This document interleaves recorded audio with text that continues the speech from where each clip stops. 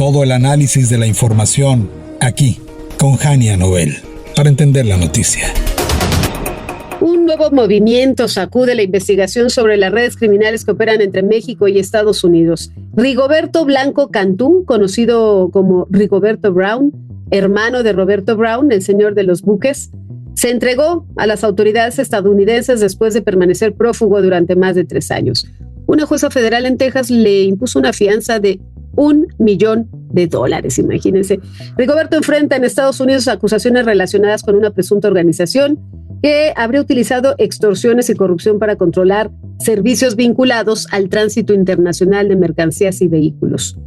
Pero su nombre adquiere especial relevancia en México por su relación familiar con Roberto Blanco Cantú, señalado por autoridades mexicanas como una pieza central de una presunta red de huachicol fiscal investigada a partir de decomisos millonarios de combustible en Ensenada, Baja California y Tamaulipas. ¿Qué puede significar su entrega? ¿Puede Rigoberto Brown convertirse en una pieza para reconstruir una red mayor? Vamos a analizarlo con David Saucedo, nuestro querido David Saucedo, consultor en materia de seguridad. David, ¿cómo estás? Te saludo con gusto. ¿Qué tal, Jania? Qué gusto saludarte a ti, al auditorio, a tus órdenes. Muchas gracias, David. Primero que nada, vamos a poner en dimensión al personaje. ¿Quién es este tal Rigoberto Brown? ¿Por qué se entrega? ¿Debería importarnos en México? Sí, por supuesto, es un empresario transportista que es originario de Tamaulipas, pero de acuerdo con versiones del gobierno mexicano, tiene nacionalidad estadounidense. Montó una empresa naviera con la cual estuvo realizando junto con su hermano el así llamado contrabando de combustible, es decir, la adquisición de diésel y gasolina en los Estados Unidos que ingresaba a México con permisos falsos de importación de derivados del petróleo, que con lo cual ya no pagaban a las aduanas de México el famoso IEPES, el impuesto que se cobra para compensar el diferencial de precio que hay entre los combustibles de México y los Estados Unidos, y que además es una fuente de ingresos importante para la hacienda pública en México. Este esquema lo realizaron otras empresas en complicidad con autoridades aduanales. Ahora sabemos que dichas autoridades eran funcionarios de la Secretaría de Marina vinculados directamente al exsecretario de dicha dependencia en el sexenio de Andrés Manuel López Obrador. Sí. La tercera pata de esta estructura criminal eran los cárteles de la droga en México, Cártel Jalisco Nueva Generación, Cártel de Sinaloa, Cártel del Golfo en ocasiones, que se encargaban de comercializar el combustible que ingresaba de manera ilegal a México. Toda esta trama, esta investigación empezó en los Estados Unidos y de allí empezó a haber solicitudes del gobierno norteamericano para que el gobierno de México capturara a estos personajes empresarios ligados al tráfico de combustible y a empresas transportistas. Y habría que hacer una precisión, ¿no, David? Rigoberto no se entrega directamente por el caso del huachicol fiscal mexicano, ¿cierto? Lo acusan de un tema con lo que nos estás relacionando, ¿no? Monopolizar servicios para transmigrantes, una cosa así, ¿cierto? Sí, en efecto, en paralelo a estas actividades que son de muy redituables desde el punto de vista pecuniario, también realizaron otras actividades para los grupos del narcotráfico. Como se trata de empresas transportistas que tenían permisos para ingresar a los Estados Unidos, hay acusaciones en el sentido de que su red logística era utilizada para el trasiego de drogas y también para la trata de personas. Sí. Es decir, que estos empresarios iniciaron su vínculo delictivo con las mafias del narcotráfico como parte de la red logística para el transporte y comercialización de drogas ilícitas en Estados Unidos. En algún momento dieron un viraje y vieron que había una oportunidad de negocios criminales con la compra de combustible en Estados Unidos y su reventa en México. Sí. Y bueno, está pues íntimamente ligado con su hermano, ¿no? Con Roberto Blanco Cantú, que convenientemente o casualmente le apodan el señor de los buques. Y vamos cerrando la pinza ahí, ¿no, David? Este hombre sí está señalado en México como pieza importante del huachicol fiscal. ¿Qué sabemos de la operación? Del señor de los buques con el hermano que se acaba de entregar, porque parece que esa noticia, con todo el escándalo de la visa de Andy, pues esta, que me parece que es muy importante, pasó de noche, ¿no? Sí, lo cierto es que fueron días muy intensos con relación al tema de la revocación de la visa de Andy López Beltrán. Ocupó las primeras planas de prácticamente todos los periódicos de México, de los noticieros de radio y televisión de alta audiencia, hasta que finalmente se circularon por el propio gobierno federal y videos del Chapo Guzmán que desviaron un poquito la atención de este otro tema. Y en efecto, como tú bien señalas, la detención del así llamado señor de los buques también pasó a segundo plano. Es una detención importante en virtud de que este personaje aparentemente también habría tenido contacto con varios candidatos de Morena en varios estados del país, en donde se comercializa el combustible que se compra en los Estados Unidos para financiar campañas y para seguir manteniendo esta red de impunidad. De hecho, da la impresión de que este empresario, así como en su momento Sergio Carmona, el así llamado rey del huachicol, también habría tenido una función análoga, la de ser el brazo empresarial que financiaba candidatos de Morena en varios estados del país con actividades ilícitas, en este caso, el contrabando de combustible. Y justo por ahí suponemos que es la investigación de Estados Unidos, ¿no? De las pesquisas a través del dinero, el financiamiento y que está llegando pues a estos nombres. Estamos hablando de una estructura de una gran magnitud, ¿no? Que pudo operar en años con protección de las aduanas, de los puertos y de las instituciones mexicanas. Y también de empresas, transportistas, incluso algunas dependencias gubernamentales que tienen parques vehiculares importantes.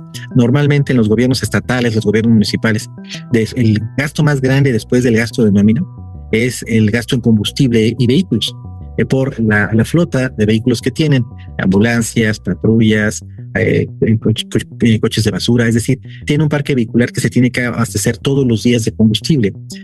Parece que algunos gobiernos estatales y gobiernos municipales pudieron adquirir el combustible traído de Estados Unidos a precio preferencial, pero lo facturaron como si se tratara de combustible al precio con el que Pemex vende su gasolina, vende su diésel. Tuvieron una ganancia por doble partida, primero por evadir el impuesto y después por comprarlo más barato, pero facturándolo al mismo precio, con una ganancia que fue a parar a los bolsillos de funcionarios corruptos del gobierno, de los gobiernos locales en México. Oye, esto es un desfalco, es más grande que la estafa millonaria, que la Casa Blanca y que todos los escándalos anteriores, ¿no? El dinero que se está manejando, mencionando, es una exageración, ¿no, David? Seguramente, y por eso existe la sospecha, para mí, la certeza de que un esquema de esta complejidad, estamos hablando de empresarios, de redes aduanales, grupos del narcotráfico, corporaciones de seguridad pública que se hacían de la vista gorda, la Fiscalía General de la República, fiscalías en los estados que no abrieron ninguna investigación durante muchos años. Esto necesariamente se orquestó. Existía como tal una mafia dedicada a la libre comercialización del combustible que se traía de contrabando, y esto con el visto bueno y aprobación de las autoridades federales. Yo tengo datos en el sentido de que hubo reuniones de gabinete, del más alto nivel, gabinete económico, en donde ante la escasez de combustible en algunas regiones del país, luego de la guerra que se decretó contra el huachicol y después de la caída de la producción de combustibles en México, que obligó a Andrés Manuel a iniciar la construcción de la refinería de Dos Bocas, se permitió, se toleró, se alentó desde las más altas esferas del poder el contrabando de combustible. Comisionaron al secretario de Marina con sus sobrinos para que realizaran estas tareas y de esta manera no hubiera una escasez de combustible que frenara el desarrollo económico de ciertas regiones del país, sobre todo la zona del norte. Y es ahí que donde cabe todo este esquema. Los empresarios sabían que no iban a ser investigados ni perseguidos. Y las autoridades aduanales sabían que se iban a poder llevar una jugosa comisión de este delito que tampoco iba a ser investigado. Los grupos criminales, por supuesto, que se beneficiaron al vender el combustible traído a México desde con esta modalidad. No contaban que en Estados Unidos iba a haber un viraje en esta postura y que se iba a abrir una investigación y después una petición de detención de todos los implicados en este lucrativo negocio. Y en esta petición de todos los involucrados, ¿hasta dónde crees que lleguemos? Porque en México siguen diciendo que no hay pruebas, mientras que en Estados Unidos giran datos, órdenes, peticiones, y bueno, pues estos hombres como este tal Rigoberto Brown, pues se van caminando solitos para entregarse. Pareciera que ya estamos terminando como tal la fase judicial y está quedando en claro quiénes son los personajes directamente involucrados de la alta política mexicana en este ilícito. Ya lo que sigue es una decisión política. Si se avanza en la investigación, muy probablemente se va a descubrir o corroborar que los hijos del expresidente Andrés Manuel López Obrador tuvieron algo que ver en este esquema. Entonces Donald Trump tiene una decisión, él y su gabinete de seguridad: continuar con la investigación o llegar a una negociación con el gobierno de México. Y ya nos imaginamos qué es lo que va a pedir Trump a cambio de no avanzar en la investigación en contra de los hijos de Andrés Manuel López Obrador. veo dos cosas en lo inmediato: que la presidenta Claudia Sheinbaum acepte la captura de extradición de Rocha Moya y de otros gobernadores, y quizá que acepte las incursiones de tropas americanas en México para el ataque de los cárteles. Todo esto a cambio de no continuar las bombas mediáticas en contra de los hijos de Andrés Manuel López Obrador. David, esta última parte no se entendió, no sé qué pasó con la red. Podríamos, y justo era la más importante, ¿podría entonces Estados Unidos presionar a México para entregar a grandes personalidades, incluyendo pues familiares del expresidente? Sería una negociación muy plausible, muy probable, México y los Estados Unidos, a cambio de no continuar con la investigación en contra de los hijos de Andrés Manuel, que el gobierno de México acepte la captura con fines de extradición de Rubén Rocha Moya y de otros narcogobernadores, y quizá que acepte el gobierno de México la incursión de tropas de élite americanas para la captura de narcotraficantes, para el financiamiento de los y los decomisos de alto monto de drogas ilícitas. Dos temas a los que se ha negado sistemáticamente la presidenta Claudia Sheinbaum: la extradición de Rocha Moya y que entren tropas americanas en México a combatir a los cárteles. Pero la presión por los presuntos ilícitos que cometieron los hijos de Andrés Manuel López Obrador va a continuar.